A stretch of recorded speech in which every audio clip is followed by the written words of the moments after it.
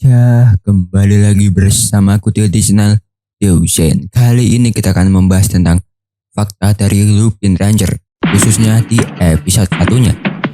Ya, tapi sebelum kita mulai ke videonya, seperti biasa lah ya kan, kita intro dulu. AM to the PM, PM to the AM. If I quit your PM, I still rock Mercedes home. If I quit this season, I still be the greatest. Gimana jadinya kalau dua tim jagoan Super Sentai malah saling gebuk satu sama lain, dan yang satu pencuri, yang satu polisi? Lupin Ranger versus Pato Ranger bukan cuma seri Sentai biasa.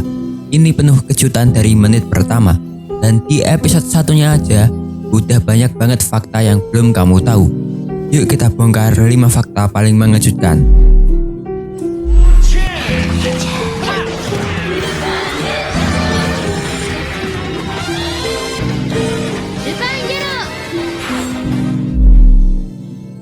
Episode perdana langsung nunjukin bahwa Lupin Collection itu bukan cuma barang antik, tapi artefak super berbahaya yang bisa ngerusak realita.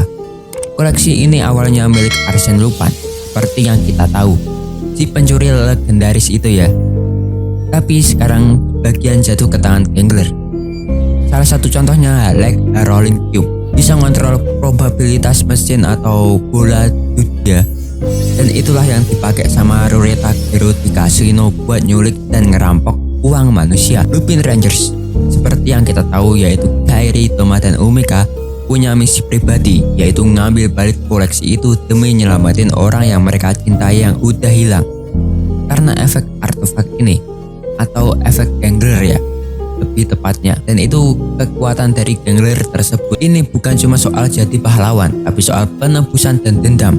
Dan semuanya dimulai dari satu item, Lupin Collection.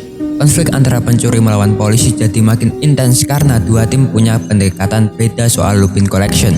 Yang satu mau mencuri demi cinta, yang satu mau menyita demi hukum.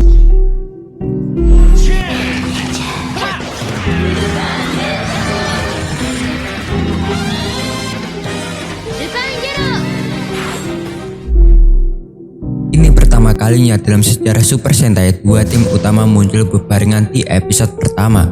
Di awal kita diajak ngikutin aksi Lupin Ranger saat ngerampok kasino.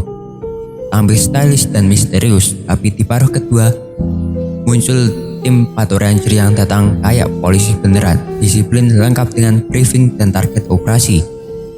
Langkah ini bisa dibilang cukup gila, tapi ternyata efektif banget. Biasanya kita cuma dikenalin ke satu tim jagoan dulu di awal, atau satu karakter di awal ya. Tapi kali ini langsung dua-duanya ditampilin. Tujuannya jelas, biar penonton langsung paham kalau mereka bukan cuma berantem lawan musuh utama, tapi juga punya rivalitas antar sesama pahlawan. Ceritanya langsung pecah jadi 3 sisi, Lupin Ranger, Pato Ranger, dan Gangler. Hasilnya format baru yang lebih dramatis, penuh gesekan, dan cocok banget buat narasi jangka panjang. Gak ada yang 100% benar atau salah. Semuanya di tengah-tengah atau abu-abu.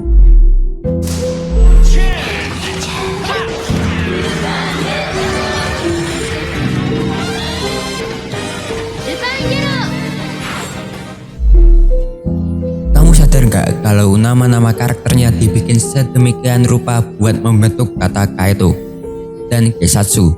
Ini bukan kebetulan. Kairi, Toma, dan Omega membentuk kata Kaito, sementara Keiichiro, Sakuya, dan Tsukasa membentuk kata Kesatsu.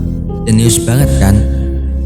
Ya kalau kalian sadar dari awal mungkin benar, atau kalian sadar baru-baru ini, silahkan tulis dapat arek-arek di kolom komentar ya. Fakta ini jadi simbol branding yang kuat banget. Bahkan sebelum mereka beraksi, kita udah bisa nebak siapa dari tim mana hanya dari nama. Ini cara storytelling yang diam-diam tapi ngena banget.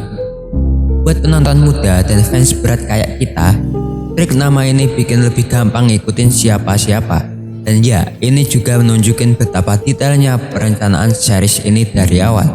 Kalau kalian baru tahu fakta ini ya.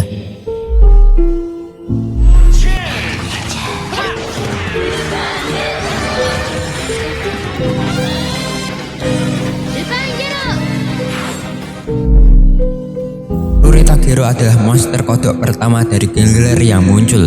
Dan uniknya dia dikalahkan cuma sama Lupin Ranger. Gak pakai mecha, gak pakai kekuatan tambahan, cuma teamwork dan tambahan dari Dial Factor aja. Pertarungan terjadi di dalam kasino dan Pato Ranger bahkan belum sempat berubah di episode ini. Ini bikin episode pertama terasa beda dari formula Sentai biasa. Gak ada momen monster membesar, gak ada robot raksasa. Di tahun itu ya, pendekatan ini jadi lebih grounded dan fokus ke karakter. Kesan yang ditinggalin, Lupin Ranger bukan tim yang tergantung teknologi besar. Mereka licik, cepat, dan mematikan dengan cara mereka sendiri. Beda banget sama tim Sentai biasanya.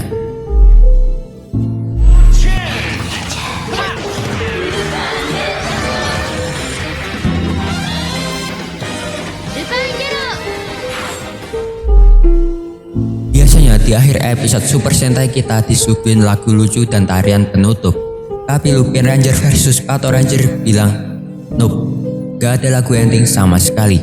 Episode langsung ditutup setelah klimaks dan ini bukan kebetulan. Alasan utamanya adalah demi pacing cerita dan alokasi budget. Dengan dua tim dan konflik yang intens, ending lucu malah bikin ngerusak mood dan membuat ngerusak keseriusan dari series ini.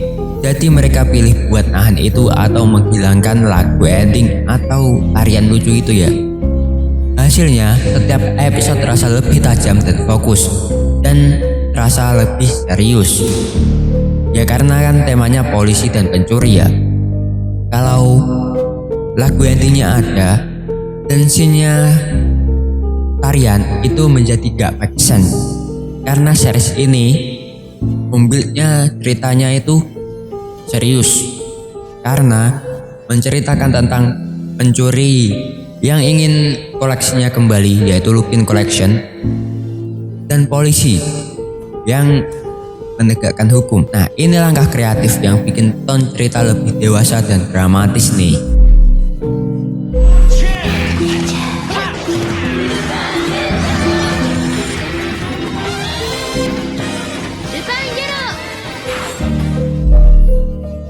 Episode 1 Lupin Ranger versus Pato Ranger ngebuka kisah ini dengan penuh kejutan dan gebrakan. Dari artefak berbahaya yang jadi bahan rebutan, dua tim yang langsung diperkenalkan bebarengan, sampai detail simbolik kayak nama karakter dan format tanpa lagu ending.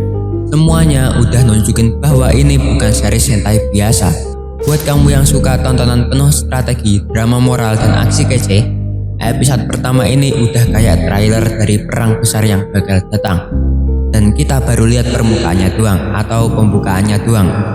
Ya itu adalah kesimpulanku tentang 5 fakta Lupin Ranger versus Pato Ranger di episode pertamanya atau episode 1 lah ya kan. Nah menurutku sih fan-fan aja kalau kalian mau nonton ulang series ini.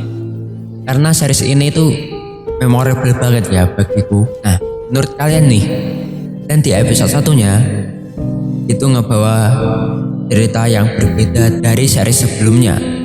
Dari mulai diperkenalkan 6 karakter sekaligus. Biasanya kan satu-satu tuh. Ini 6 karakter sekaligus. Nah lagu endingnya itu juga gak ada karena menjaga vibes keseriusan dari series ini. Nah menurut arek-arek dari kelima fakta tadi, mana yang paling bikin arek-arek kaget? Tulis di kolom komentar tentang pendapat arek-arek dan kenapa kamu pilih pendapat itu. Tulis pendapat arek-arek di kolom komentar dan kasih tahu kenapa arek-arek pilih itu. Siapa tahu pendapat arek-arek beda sama yang lain atau denganku ya. Ya segitu dulu untuk video kali ini. Jangan lupa subscribe agar kalian tidak ketinggalan video terbaru dari channel ini. Like kalau kalian suka, dislike kalau kalian jelek, dan share video ini. Follow IG-ku yang ada di sini. Jangan lupa senyum hari ini. Wassalamualaikum and dah.